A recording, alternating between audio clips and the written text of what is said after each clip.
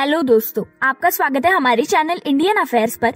और आज हम बात करेंगे यूनाइटेड नेशन सिक्योरिटी काउंसिल की मीटिंग के बारे में। दोस्तों, जब भी यूनाइटेड नेशन सिक्योरिटी काउंसिल की मीटिंग होती है तो पूरी दुनिया की आंखें उस पर टिकी होती है और इंडिया के लिए ये इसीलिए इम्पोर्टेंट बन जाती है क्योंकि इसमें इंडिया परमानेंट मेंबर बनने की पूरी क्षमता रख रहा है। हाल ही में यूनाइटेड नेशन सिक्योरिटी काउंसिल की मीटिंग कंडक्ट की गई, जिसमें कई वर्ल्ड लीडर्स ने यूनाइटेड नेशंस की पावरफुल विंग को एक्सपैंड करने की डिमांड रखी है। अगर हम इस डिमांड को देखें तो इसमें Japanese prime minister Fumio Kishida ने यूनाइटेड नेशन के रिफॉर्म्स के लिए कुछ अच्छे रिकमेंडेशंस दिए हैं, जिसमें उन्होंने यूनाइटेड चार्टर के विजन और प्रिंसिपल पर फिर से ध्यान देने की बात कही है। वहीं उन्होंने इसके फंक्शंस जैसे कि डिसआर्मामेंट और नॉन प्रोलिफरेशन को मजबूत करने की भी डिमांड रखी है। इसी के साथ यूनाइटेड जनरल असेंबली के एनुअल सेशंस को एड्रेस करते हुए और Portuguese prime minister Antonio Costa ने ये कहा है कि उन्हें एक ऐसे रिप्रेजेंटेटिव की जरूरत है जो बिना पैरालाइज हुए 21st सेंचुरी के चैलेंजेस को इजीली रिस्पॉन्ड कर सकते हैं और उनके एक्शंस को दूसरे यूनाइटेड नेशन के मेंबर्स द्वारा मान्यता मिल सकती है।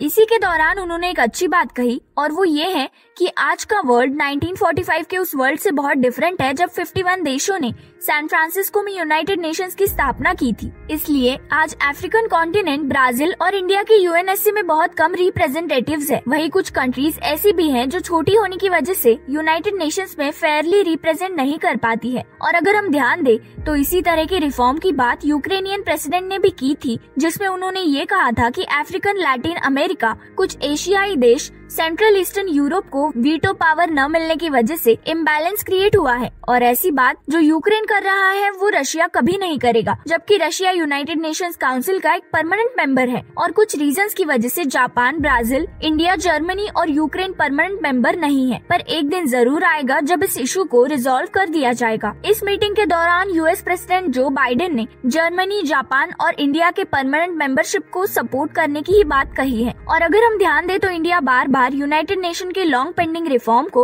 अर्जेंटली एड्रेस करने के लिए काम कर रहा है और साथ ही इस बात पर भी जोर दे रहा है कि इंडिया यूनाइटेड नेशंस के हाई टेबल्स पर परमानेंट सीट डिजर्व करता है और वो उसे मिलनी भी चाहिए। दोस्तों, इस बारे में आपको क्या लगता है हमें जरूर बताइए और ऐसी ही नई वीडियोस के लिए चैनल को लाइक, शेयर और सब्सक्राइब करना मत भूलिए।